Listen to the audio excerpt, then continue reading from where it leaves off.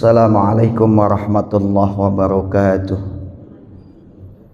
Al-Fatihah biniyatil qabul wa tamami kulli suli wa ma'mul wa biniyatis salahi syan zahiran wa batinan wa biniyati anna Allahal karim yaftahu alaina futuhal arifin wa yufaqihuna fid din wa yarzuquna kamalal ikhlasi wal yaqin. Summa ila ruhi khususan mu'allifi hadzal kitab Syekh al-Allamah Hujjatul Islam al-Imam al-Ghazali. Summa ila ruhi Syekhina Syekh al-Allamah Ki Haji Muhammad Syafi'i Hadzami, Syekhina Ki Haji Saifuddin Amsir, wa Syekhina Ki Haji Abdul Jawad Dasuki, wa Syekhina Ki Haji Syarifuddin Abdul Ghani, wa masyayikhina wa muallimina fid din. Summa ila arwahi abaina wa ummahatina, summa ila arwahi jami' amwatil muslimin, summa ila hadratin nabiyil mustafa sallallahu alaihi wasallam. Al-Fatihah. Alhamdulillah rabbil alamin. Iyyaka na'budu wa iyyaka nasta'in. Shiratal ladzina an'amta 'alaihim ghairil maghdubi 'alaihim.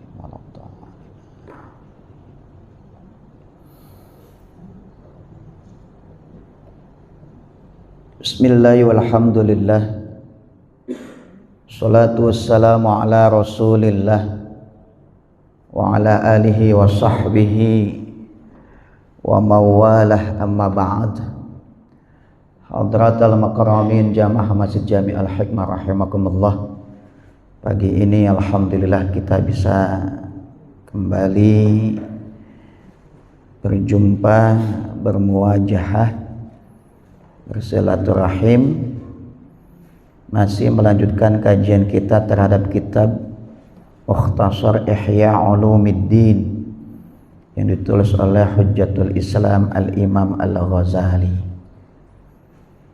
Yang lalu kita bahas tentang sholatul aidain, sholat dua hari raya.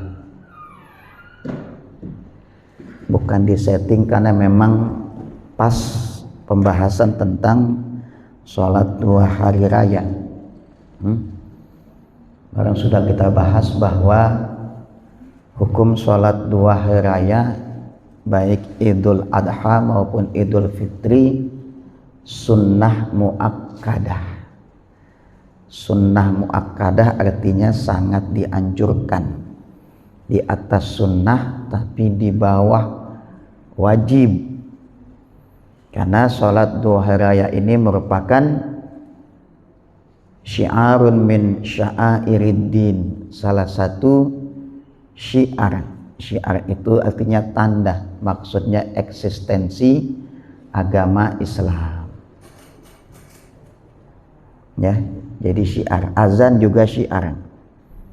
Jadi kalau ada orang yang sudah jarang mendengar azan, jarang ada syiar sholat duha hari raya, maka itu eksistensi agama menjadi tidak terlihat.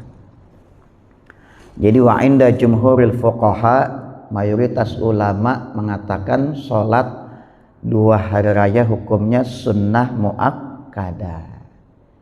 Illa Abu Hanifah, kecuali hanya Imam Abu Hanifah. Imam Abu Hanifah mengatakan sholat Idul Adha, sholat Idul Fitri hukumnya wajib. Nah, karena Idul Adha sholat hukumnya wajib, kurbannya juga jadi wajib. Wa haza inda Abi Hanifah. Ini menurut Imam Abu Hanifah. Ya, kita kan jumhur ulama, berarti selain Imam Abu Hanifah, Imam Malik, Imam Syafi'i, Imam Ahmad. Kemarin juga sudah dibahas beberapa sunnah yang berkaitan dengan hari raya. Bertakbir 3 kali dimulai sejak malam Idul Fitri sampai pelaksanaan sholat esok paginya. Itu kalau Idul Fitri takbirannya malam takbiran. Untuk Idul Adha dimulai setelah subuh hari Arafah, tanggal 9 Zulhijjah. Nah, tanggal ini menurut waktu setempat. Ya, nanti jangan tuh.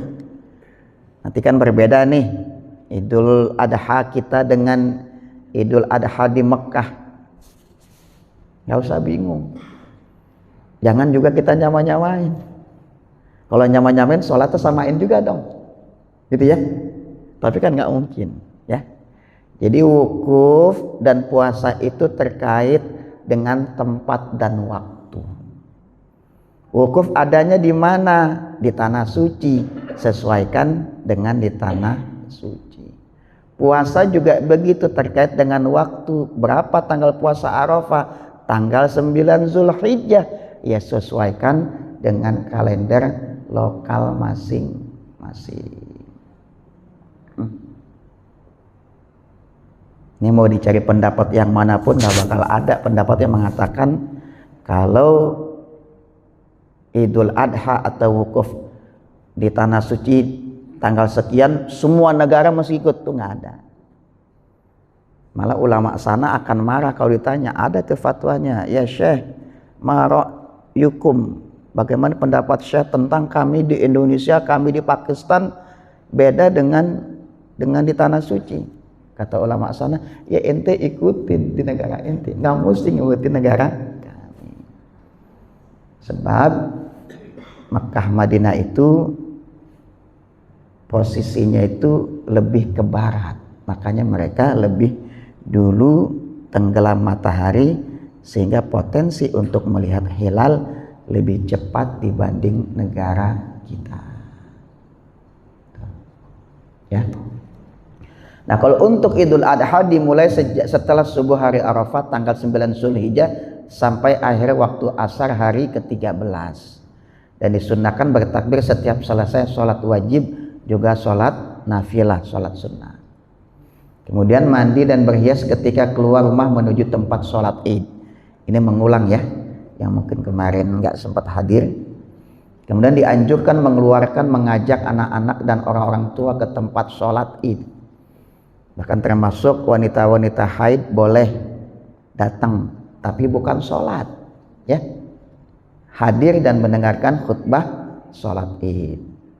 Tentu saja kalau sholatnya dilakukan di tempat terbuka, sebab perempuan nggak boleh masuk masjid kalau dalam keadaan haid.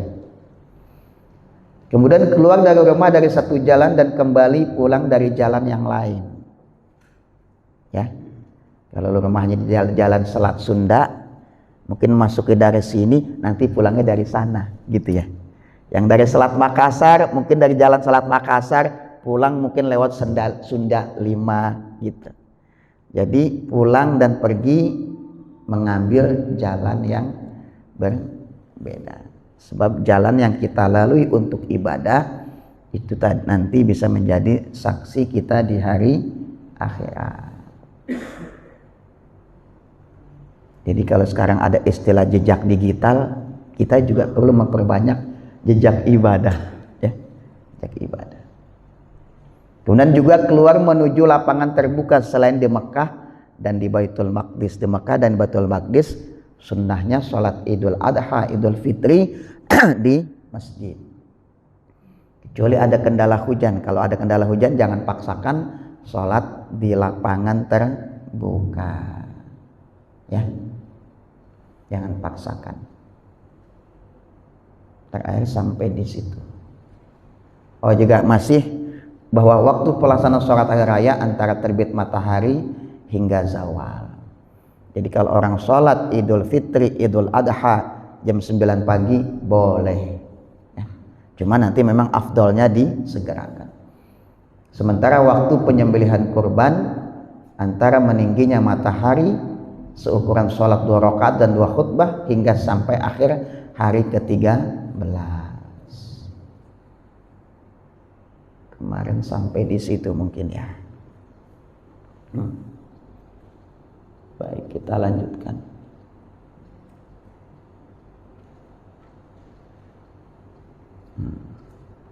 Kita lanjutkan. Wa qala Syekhul Mu'allif rahimahullahu taala wa adaman naf'a bihi wa nafa'ana Allahu bi barakati ulumihi wa bikum fid dharaini amin. Summa qala wa yustahabbu ta'jilu sholatil adha, disunnahkan menyegerakan sholat Idul Adha. Untuk apa? Li ajli zabhi, supaya untuk segera dilakukan penyembelihan kurban. Wa takhiru sholatil fitri, sementara sholat Idul Fitri sunnahnya diakhirkan barang sejenak. Untuk apa? Li ajli tafriqi shadaqatil fitri qablaha, supaya orang-orang yang belum mengeluarkan zakat fitrah masih punya waktu untuk mengeluarkan zakat fitrah. Ya. Tapi jangan mepet-mepet banget. Ini kan berlaku, Rasul tuh sengaja tahu ada dikasih waktu yang minimalis sampai waktu yang paling mepet-mepet. Makanya mengeluarkan zakat itu ada 3 waktu. Ada yang namanya waktul jawaz, waktu yang boleh. Kapan mulainya? Mulainya sejak tanggal 1 Ramadan boleh keluarin zakat fitrah. Yang kemudian berikutnya waktu terpilih, ya, waktu yang dibolehkan pertengahan. Dan yang ketiga adalah waktu wajib, waktu yang wajib. Kapan itu? Ketika tenggelamnya hari terakhir bulan Ramadan sampai masuk besok sebelum pelaksanaan sholat Id. Ya. Jangan berpatokan, wah waktu wajib kan nanti malam takbiran. Datang ke Masjid Al-Hikmah jam 1 malam, mana panitia, saya mau bayar zakat. Wah yang begini mah nyusahin, ya, menyusahkan orang, ya. Jangan. Segerakan itu boleh.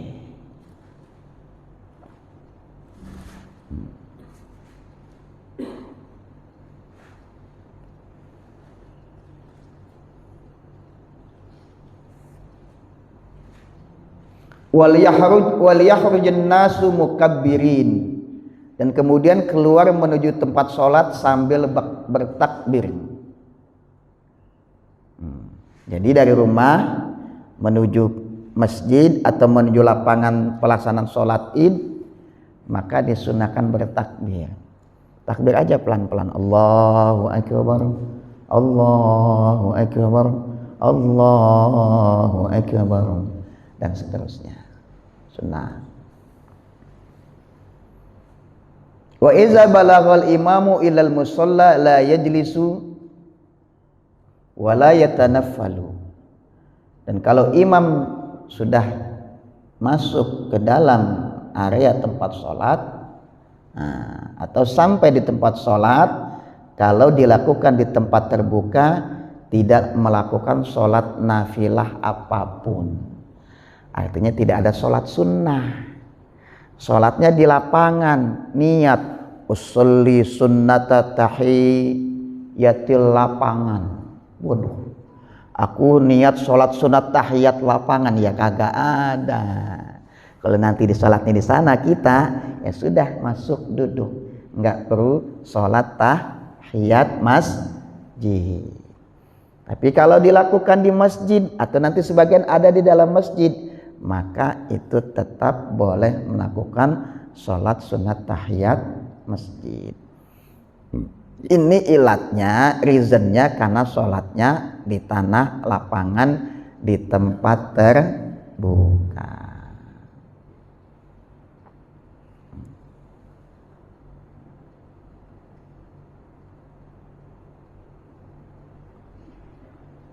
Tapi kalau nanti ada orang yang tiba-tiba masuk ke lapangan, ke parkiran, dia sholat, apa itu? Dia sholat, ya udah diamin aja. Kecuali kita tahu dia sholat tahiyat gitu ya. Karena bisa jadi dia jangan-jangan itu sholat kodok subuh, kan boleh kan? Subuh itu di kodok boleh. Setelah afdolnya setelah terbit matahari. Artinya kita husnuzon saja, baik sangka saja. Tapi kalau orang yang ngerti ilmu tidak dia akan lakukan. Sebabnya apa? Sebabnya akan menimbulkan kegaduhan. Jangan menimbulkan kegaduhan.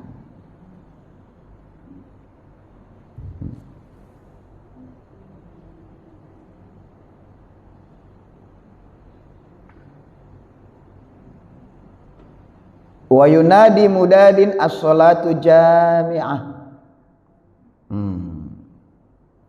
Dan saat muazin menyerukan as-salatu jami'ah, karena salat Idul Adha, Idul Fitri itu kagak pakai azan, ya, nggak pakai azan. As-salatu jami'ah itu paling minimal. Ayo, maksudnya, yuk sholat bareng-bareng, artinya itu begitu. Ya. Kalau sekarang kan ada ditambah tuh kan ya, pakai ada aba-aba, itu boleh, sama maknanya seperti ini. Supaya mungkin lebih khidmat, supaya lebih tenang, ada aba-aba.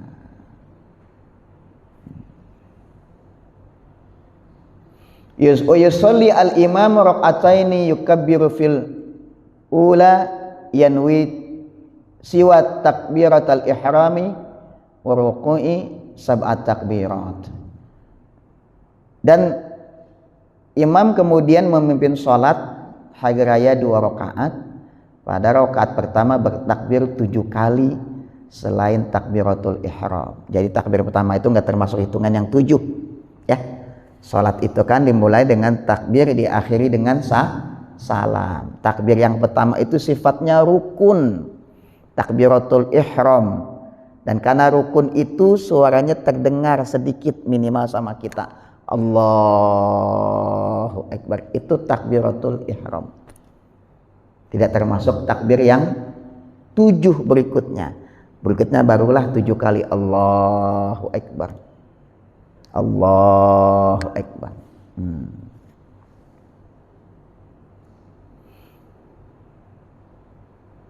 Wa yaqulu baina kulli takbirataini subhanallah walhamdulillah wa la ilaha illallah wallahu akbar. Dan disunahkan di antara takbir-takbir itu mengucapkan tasbih subhanallah walhamdulillah wa la ilaha illallah wallahu akbar. Yang enggak tasbih boleh enggak? Boleh. Sah enggak? Sah. Ini anjuran. Ya kalau ada anjuran yang bagus daripada mulut kita diem, kan mendingan kita zikir. Makanya kadangkala imamnya tuh biasanya sebelum memimpin sholat mengingatkan gitu ya. Bapak Ibu hadirin, berhubung sholat id setahun sekali, bisa jadi lupa, gitu kan? Bisa jadi. Namanya orang lupa. Orang aja kadangkala sholat jenazah lupa. Ketika dia takbir, tiba-tiba dia ruku. Benar gak? Itu karena lupa. Ingatnya sholat biasa dia ruku. Nah, kadangkala diingatkan, maklum setahun sekali. Tetambah wajah tu wajhiyah, atau baru kemudian wa yaqulu wajah tu wajhiyah akibat takbiratil iftitah. Setelah itu barulah baca doa iftitah.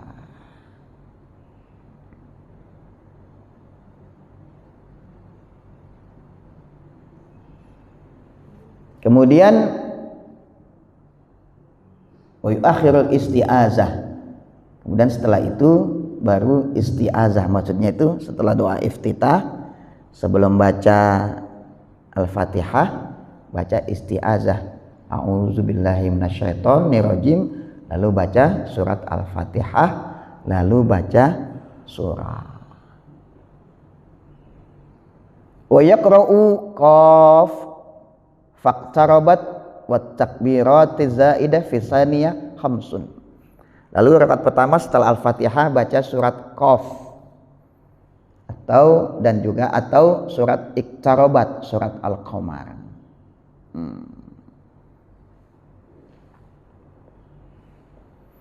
Kemudian pada rakaat kedua bertakbir 5 kali. Bangun, takbir 5 kali.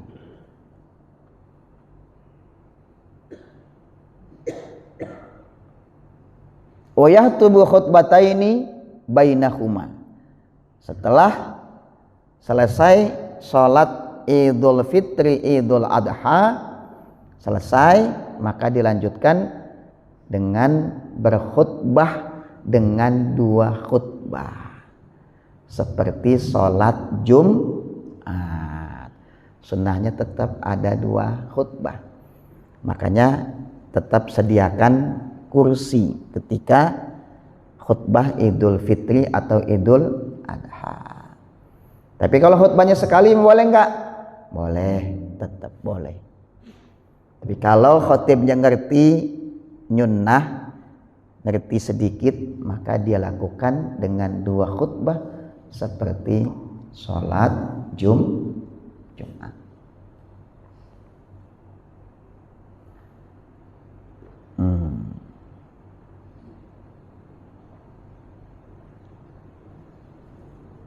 Ini yang menarik. Gimana kalau datang ke tempat sholat id di lapangan kah, di masjid kah, telat? Apakah boleh sholatnya kita qadha? Wa man fatathu sholatul idi qadhaha. Dan kalau ada orang yang terluput sholat id, Idul Fitri atau Idul Adha, maka dia boleh mengkodoknya. Dikodok boleh, artinya boleh dikodok. Kalau nggak kodok ya udah kan sholat sunnah. Karena sunnah ya kalau dilakukan berpahala, nggak ditinggalkan nggak apa-apa. Tapi kalau pengen kodok, fadhol, boleh. Tapi ini nih, mohon maaf nanti jangan dipakai ya. Dipakai itu begini, kalau nanti dalam kasus terjadi perbedaan hari raya, ada yang duluan, ada yang belakangan, ada yang hari rayanya duluan, sholat idnya besok, jangan ya, jangan. Kalau sholat hari raya duluan, sholatlah hari itu, jangan besok. Kalau besok itu main-mainin agama, jangan. Gak usah malu kalau kita berbeda. Udah sholat, cari di mana kan banyak tempat kan. Gak usah malu, gak usah membesar-besarkan perbedaan. Jangan. Hari raya hari ini, sholatnya hari ini. Jangan pakai besok. Itu main-mainin agama. Sebab ada kaidah fikih, ridha bi syai'in ridha bima yatawalladu minhu. Ini kaidah hukum. Kalau kita redha terhadap sesuatu, maka kita harus redha menanggung konsekuensi yang lahir dari apa yang kita ridhokan. Apa yang kita pilih. Kita pilih lebaran duluan, sholat idnya juga duluan. Kita pilih sholat hari raya yang belakangan, sholatnya juga belakangan. Jangan dimajuin. Ada juga antara yang begitu. Salah lebarannya buat yang besok, tapi puasanya saya ngurut yang duluan. Ya Allah, ini juga main-mainin agama. Jangan dipraktikkan. Jangan. Ini perlu disampaikan ke masyarakat. Mau ngambil gampang. Agama itu memang mudah, tapi jangan dimudah-mudahin. Jadi nggak boleh tuh al-mubalaghah fit taisir. Kelewat ngegampang-gampangin tanpa alasan dalil yang benar, itu kagak boleh. Ya, tapi dalam kasus manfaatatuhu sholatul id qadhaha. Kalau ada orang yang udah ke masjid, ke lapangan, datang, udah selesai. Kan bisa kejadian tuh. Suaminya udah rapi mau ke masjid, istrinya belum rapi, belum mandi, anaknya juga belum dimandiin. Insya Allah di hari raya jadi ribut suami sama istri. Masjid udah nyiarkan, udah siap-siap. Ya Allah, udah sampai ke masjid, udah khutbah, ketinggalan sholat id. Ya udah, nanti kalau kodoknya di tempat orang jadi heboh, benar gak? Ya udah dengerin aja khutbah. Nanti baru sampai rumah baru boleh diqadha bagi yang mau. Kan ada rasa kurang plong gitu, ya Allah, gitu boleh. Tapi kalau enggak, ya enggak apa-apa. Wong namanya juga sholat sunnah. Enak kalau orang punya ilmu itu tenang. Biasa yang berisik itu orang yang enggak ada ilmunya, benar enggak? Ya. Makanya ada pepatah, empty mind make noise.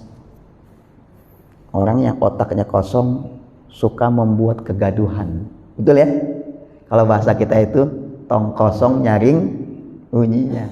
Itu. Empty mind makes noise.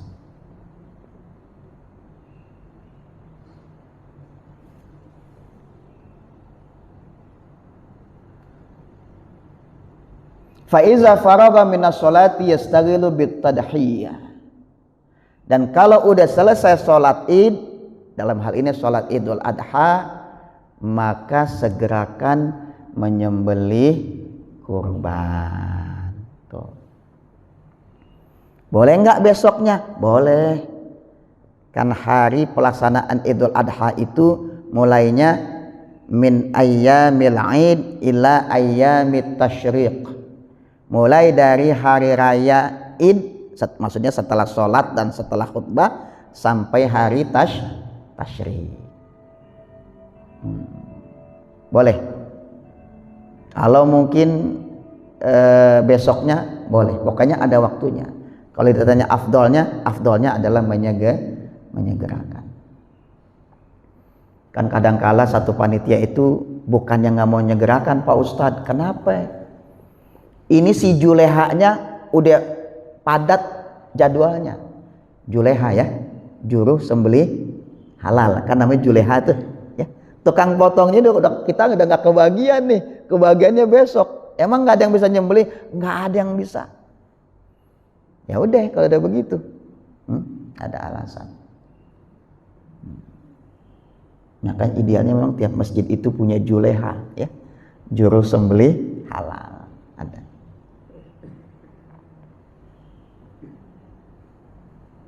Jadi juleha itu sudah masuk menjadi ekosistem industri halal di Indonesia. Beberapa teman di juleha pernah meminta saya jadi penasehat. Jadi setelah sholat idul adha, segerakan melakukan penyembelihan kurban. Kalau bisa sebelum malam udah selesai. Karena nanti kalau kita baca pandangan para ulama, hukumnya makruh kalau menyembelih sampai malam.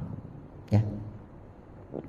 Kecuali karena terpaksa banget. Mungkin kalau malam itu ada kondisi psikologis, mungkin hewan itu kalau malam mungkin kondisi psikologisnya bisa berubah.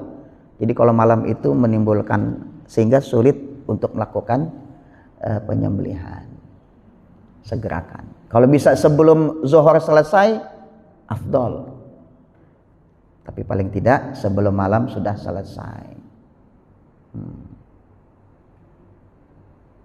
Tapi kalau nggak dihabiskan, Ustadz ini repot nanti panitia soal distribusi. Ya sudah, kalau udah seperti itu habiskan. Cuma dengan catatan kalau malam itu penerangannya mesti benar gitu ya. Karena kan yang malam nanti yang jaganya udah ngantuk, panitianya juga udah lelah gitu. Sapi, kambing, kerbau karena saking lelah habis dipotong kagak putus tuh kambing kebo, bangun lagi kan bisa jadi repot yang begitu kan, menimbulkan masalah. Jadi harus dipastikan kalau menyembelihnya malam itu penerangannya oke, petugasnya oke, dan semuanya serba oke.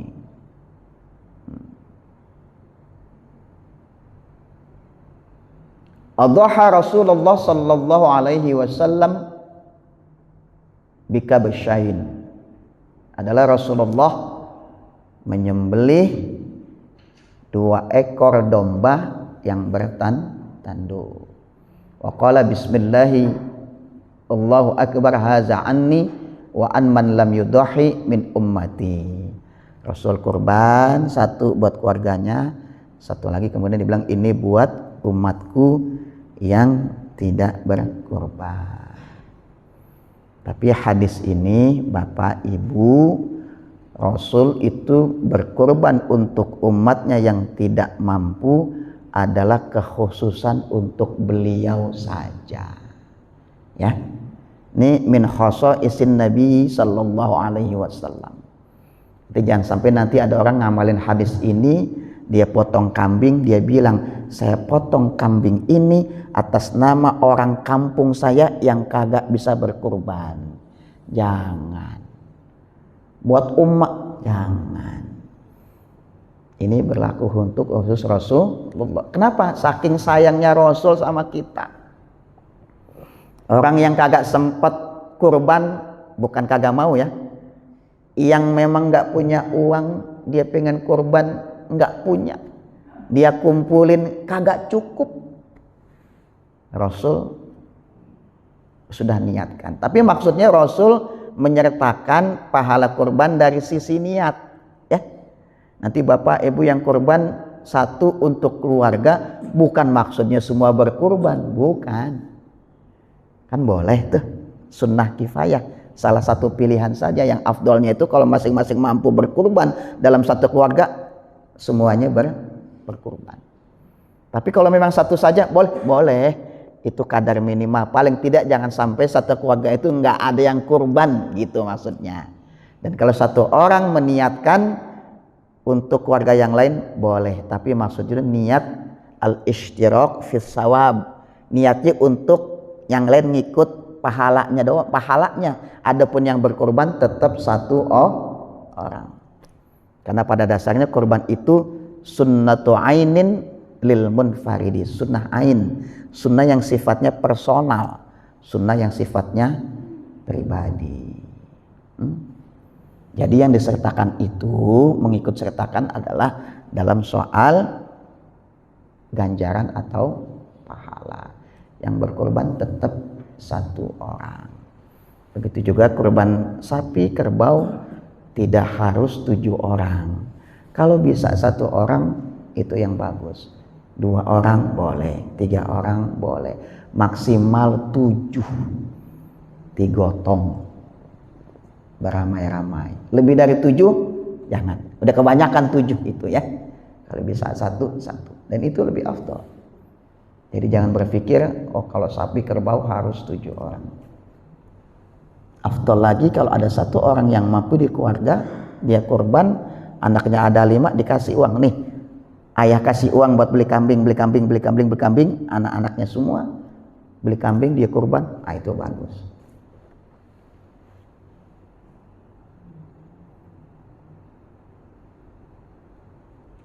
Berikutnya waqala man ra'a khilala Dzulhijjah wa arada an yudahhiya falyakhuza min sya'arihi wala min azfarih.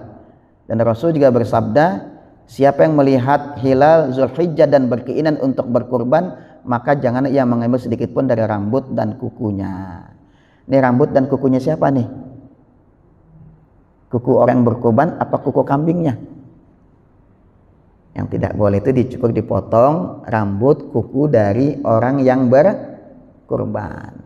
Mudhahi. Jadi udah dibahas kemarin tuh waktu pengajian malam Jumat yang lalu ya. Ada sampai tuntas sampai malam itu, walaupun belum semuanya. Jadi nanti terkait larangan memotong rambut dan kuku ini, karena kan udah masuk bulan Dzulhijjah nih ya. Jadi hadis ini ada di sini, ini jadi standar. Siapa yang melihat hilal Dzulhijjah berarti tanggal 1 Dzulhijjah dan berkeinginan untuk berkurban. Jadi larangan ini efektif berlaku mulai dari tanggal 1 sampai berkurban.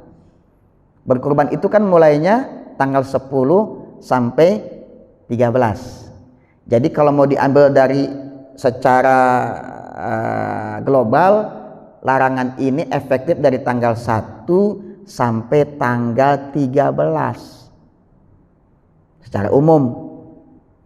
Cuma nanti secara khususnya adalah kata Rasul, setelah itu wa arada an yudahi, dan dia pengen berkurban. Niat kapan? Ya saat dia sudah mendapatkan hewan kurbannya, mendaftarkan. Baru daftar, baru dapat kambing tanggal 9 Zulhijjah. 9. Dia beli atau dia daftar ke panitia. Berlakulah dari situ. Sampai kapan? Sampai kurbannya disembelih. Disembelihnya besok hari raya. Ya sudah, tanggal 9, 10 Zulhijjah larangan itu. Nah, mulai dari tanggal 1 nih berlaku. Sembelihnya tanggal 13, udah 1 sampai 13 hari. Gitu ya. Jadi harus dipahami itu ya. Dipahami. Kalau orang udah nyiapin kambingnya Pak Ustadz sebelum tanggal 1 Zulhijjah, belum berlaku. Udah punya dia nih. Nih, saya niat buat kambing kerbau sapi saya mau kurbanin sebelum tanggal Zulhijjah dari 25 Zulqa'dah. Belum berlaku itu. Kenapa? Karena belum masuk ini aturannya. Siapa yang melihat hilal Zulhijjah? Artinya udah masuk tanggal 1 Zulhijjah. 1 sampai 13 itu secara garis besar. Nah, nanti efektifnya kapan dia mulai mendapatkan hewan kurban atau dia daftar sampai disembelih. Hukumnya dianjurkan sunnah. Kalau ada juga yang motong rambut, motong kuku, ya nggak apa-apa, hanya makruh saja. Imam Abu Hanifah mengatakan nggak makruh, ya boleh-boleh aja.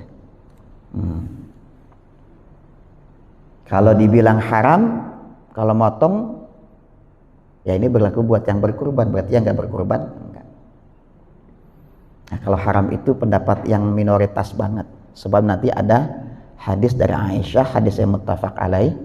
Pernah juga Rasul pada hari raya itu, kata Aisyah, Rasul nggak pernah itu mengharamkan apa yang dihalalkan oleh Allah. Kalau bisa nggak motong, ya udah bagus.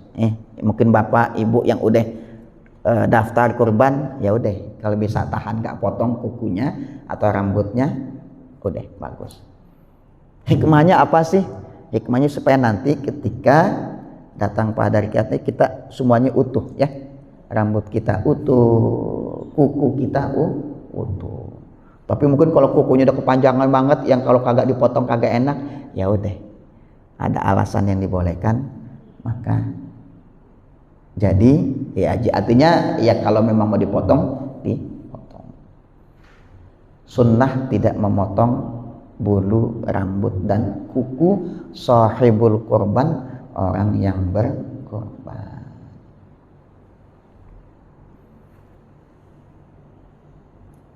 Berikutnya sholat tarawih. Udah jam 6. Cukup sampai sini ya. Ada pertanyaan? Silahkan Pak Haji. Ustaz, ada dua Ustaz. Ini menyangkut hal yang praktis ya. Rencana ada seseorang yang mau sholat Id ini tanggal 29 hari Kamis sesuai dengan pemerintah. Tapi tiba-tiba kemudian pemerintah mengumumkan libur. Tanggal hari Jumatnya libur. Pemerintah mengumumkan cuti bersama gitu. Jadi artinya minggu depan itu akan ada hari-hari libur yang cukup lama. Orang tersebut berubah pikiran, saya ingin mudik, jadi saya mau mendahulukan sholat Idnya tanggal 28, bukannya 29. Nah, perubahan pikiran seperti itu, apakah diperbolehkan? Jadi karena praktis ingin pulang ke kampung supaya tidak terganggu, jadi tanggal 28 sholat Id, 29, 30 sudah bersama minggu itu dia bisa pulang ke kampung dengan hambatan. Itu yang pertama, apakah boleh? Yang kedua, menanamkan syiar Islam kepada anak-anak di mobil itu kan bagus ya. Tetapi dalam hal berkorban itu saya masih ragu-ragu. Karena apa? Mendatangkan anak kecil melihat bagaimana hewan yang lemah lembut dibanting, disembelih, darahnya muncrat seperti itu, apakah itu tidak menimbulkan trauma atau dampak psikologis pada anak kecil? Iya, dua pertanyaan. Sebetulnya ini walaupun ya nggak apa-apa lah ngaji ya.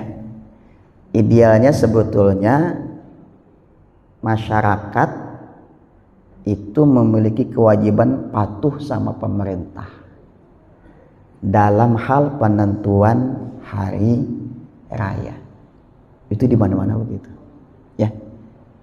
Patuh sama pemerintah. Pemerintah kita ini saking baik, masih memberi toleransi mungkin bagi orang yang punya pandangan tersendiri untuk berbeda. Silakan. Tapi harus dipastikan yang berbeda itu adalah memang warga dari yang berbeda atau simpatisan dari yang berbeda. Gitu. Itu berlaku buat seperti khusus. Adapun yang umum-umum yang gak ada itu ikutlah dengan ketetapan pemerintah. Soal boleh nggak seperti itu ya kembali lagi ke dirinya deh, ya. Kalau saya mengatakan kalau nggak ada urusan dengan itu, tetaplah sholat ikut yang mayoritas dalam hal ini yang diputuskan oleh pemerintah. Kalau soal itu kan kayaknya gampang diatur deh kayaknya ya, gitu kan? Masih bisa diatur. Kalau masih bisa diatur, aturlah. Lain hal kalau orang itu memang warga dari yang menetapkan Idul Adha dipercepat, ya itu memang udah ikut. Atau dia simpatisan, ya udah ikut. Ingat seperti tadi kaidahnya, kalau dia sudah memilih itu, dia harus ridho dengan konsekuensinya. Atau pilihan yang kedua, Bapak kalau seperti itu, ya dia nggak sholat id boleh. Kan sholat itu sunnah. Atau dia nggak sholat juga boleh juga. Pilihan berikutnya apa? Dia mengqadha. Dia qadha aja di rumah sendirian, nggak usah pakai khutbah, ya. Sholat 2 rakaat selesai sebenarnya. Yang kedua terkait dengan apakah menimbulkan trauma ke anak-anak. Sependek yang saya pahami belum ada penelitian apakah hubungan menyaksikan penyembelihan itu berpengaruh terhadap kejiwaan anak-anak. Kayaknya belum ada itu, belum kayaknya. Justru malah di situ mungkin yang muncul adalah pendidikan agama itu, pendidikan agama. Oh ternyata ini menyembelih syiar dari syiar agama. Sebab nanti kalau kita berpatokan begitu akan muncul, wah Islam ini agama yang keji. Nanti bukan lagi penyembelihan istilahnya, terjadi pembantaian. Wah itu lain lagi, ya kan? Jadi slaughter, kalau orang barat bilang jadi slaughter, itu jadi pembantaian, bukan. Makanya itu dalam Al-Quran, di dalam terminologi fikih, kurban itu adalah taqarruban. Dia pancarkan darah hewan yang disembelih itu dalam rangka taqarrub, mendekatkan diri kepada Allah Subhanahu wa ta'ala. Jadi kata kunci taqarrub, kan bisa jadi orang nyembelih bukan taqarrub. Ya ada nyembelih buat yang macam-macam, ya. Itu enggak boleh. Enggak apa-apa, malah sunnah wa yusannu lil mudhahi, sunnah bagi orang yang berkorban menyaksikan. Kalau bisa motong sendiri, bahkan dia potong sendiri, kalau nggak bisa diwakilkan, kalau nggak bisa dipotong maka dia menyaksikan. Kayaknya insya Allah sih nggak ada terjadi goncangan psikologis ya, karena itu adalah bagian dari praktek agama. Bukan itu Pak Haji? Ada lagi? Cukup ya. Mungkin pada mau jalan pagi ya. Baik, insya Allah nanti kita lanjutkan pada sholat tentang sholatut tarawih, sholat tarawih. Subhanaka la ilma lana illa ma 'allamtana wallahu a'lamu bis-shawab. Assalamualaikum warahmatullahi wabarakatuh.